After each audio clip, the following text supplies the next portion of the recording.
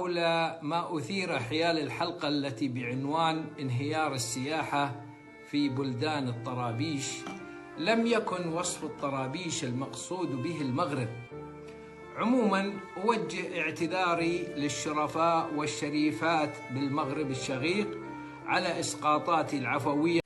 بسم الله والصلاة والسلام على المبعوث رحمة للعالمين وعلى آله وأصحابه ومن تبعهم بإحسان إلى يوم الدين. اللهم علمنا ما ينفعنا وانفعنا بما علمتنا. رب اشرح لي صدري ويسر لي أمري واحلل عقدة من لساني يفقه قولي إنك أنت القادر على ذلك. أما بعد، السلام عليكم ورحمة الله تعالى وبركاته. ونبتدئ الفيديو كما عودناكم إن شاء الله بالدعاء. اللهم رب الناس أذهب البأس واشف أنت الشافي لا شفاء إلا شفاؤك، شفاء لا يغادر سقما ولا يترك ألما. اللهم إنا نسألك بكل اسم هو لك سميت به نفسك أو علمته أحدا من خلقك أو استأثرت به في علم الغيب عندك. اللهم إنا نسألك باسمك الذي لا يضر معه شيء في الأرض ولا في السماء. اللهم إنا نسألك باسمك العظيم الأعظم الذي إذا دعيت به أجبت. اللهم اشف مرضانا وارحم موتانا ونجي الأصحاء منا يا رب العالمين. إذ قال إبراهيم لربه رب اجعل هذا بلدا آمنا وارزق أهله من الثمرات آمين يا رب العالمين.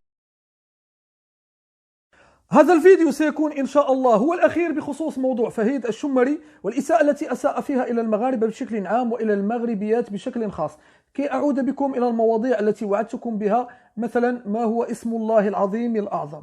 بعض الناس يقولون أنني تناولت موضوع فهيد الشمري بكثرة طمعا في أرباح اليوتيوب. سأبرئ نفسي من هذه التهمة بكل بساطة. أنا لا أطلب من إدارة اليوتيوب أن تدمج الإعلانات وسط الفيديوهات قصد المزيد من الأرباح، والدليل أنني لا أضع النقطة الصفراء تحت الفيديوهات. وبالتالي ما يهمني هو إيصال المعلومة وإيصال الفكرة الصحيحة إلى المشاهد. بعض المشاهدين الأعزاء والذين أحبهم كثيرا وأنا صادق فيما أقول وأحترمهم كثيرا يلاحظون أنني أضع عناوين مثيرة وكذلك أضع صور لفيديوهات مثيرة. رأيهم صواب وأنا المخطئ، لكن الضرورات تبيح المحظورات والضرورة تقدر بقدرها، وقدر الضرورة عندي هنا أنني لا أتوفر على ربما تقريبا 60,000 مشترك، وبالتالي هذا أمر لا يخول أن أوصل المعلومة إلى أكبر عدد من المشاهدين. لكن كن متأكد أخي المشاهد أنني عندما أزخرف لك باب البيت، عندما تدخل البيت فأنت تجد محتوى لا أبخل عليك بالمعلومة، بل أكثر من ذلك أنني أقوم بالبحث على المعلومة وأقدمها لك في طبق من ذهب. فأعتذر على هذه المسألة.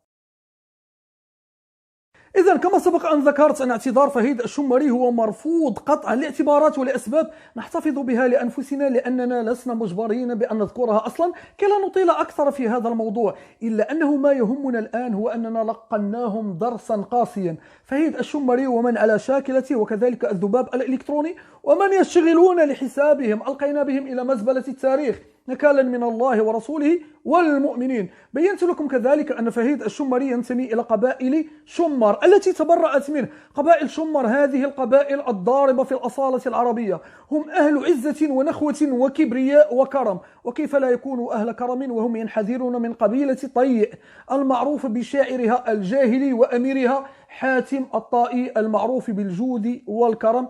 إلا أن هناك فرع فاسد ويتمثل في فهيد الشمري، وبالتالي الإساءة التي أساء إلينا بها فهيد الشمري لا تنقص من قيمة قبائل شمر. فتحية لكل الشمريين عبر جميع الأصقاع العربية، لأنهم متواجدون بالسعودية والعراق والأردن واليمن وسوريا.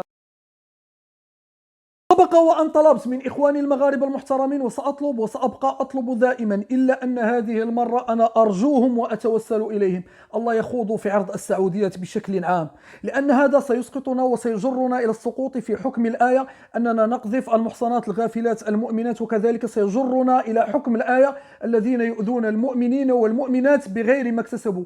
إذا ما الفرق بيننا وبين فهيد الشمري إذا أسأنا نحن إلى كل السعوديات وأسأنا إلى عرض السعوديات بشكل عام؟ لأن الله عز وجل وأنتم أهل الذكرى تعرفون أن الله عز وجل قال لا تستوي الحسنة ولا السيئة، ادفع بالتي هي أحسن فإذا الذي بينك وبينه عداوة كأنه ولي حميم. وقال في آية أخرى لا تزر وازرة وزر أخرى. فكيف نحمل كل نساء السعودية وزر ما قام به الخبيث فهيد الشمري؟ الله عز وجل كذلك قال كل إنسان ألزمناه طائره في عنقه، يعني سيحاسب على عمله، وبالتالي لا يجب علينا أن نخوض في عرض السعوديات بشكل عام. بعض الناس قالوا لي أن السن بالسن والبادئ أظلم. البادئ أظلم ليست في الآية، لا توجد البادئ أظلم في الآية. الآية نزلت في بنو إسرائيل، وكتبنا عليهم فيها، يعني في التوراة، وكتبنا عليهم فيها أن النفس بالنفس والعين بالعين والأنف بالأنف والأذن بالأذن والسن بالسن والجروح قصاص. الآية نزلت في بنو إسرائيل ولا توجد فيها البادئ أظلم، لأن الله عز وجل حاشاه أن يأمرنا أن نرد الظلم بالظلم، لأن الله عز وجل ليس بظلام للعبيد، بل أمرنا أن نرد السيئة بالحسنة. والسلام عليكم ورحمة الله تعالى وبركاته.